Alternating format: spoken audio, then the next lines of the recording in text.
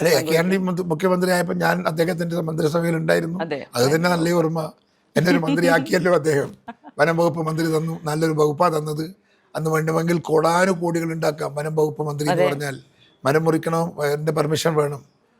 ആയിരക്കണക്കിന് ഏക്കർ തേക്ക് മരം മുറിക്കാൻ വേണ്ടി എല്ലാം സർക്കാരിൻ്റെ പെർമിഷൻ വേണം.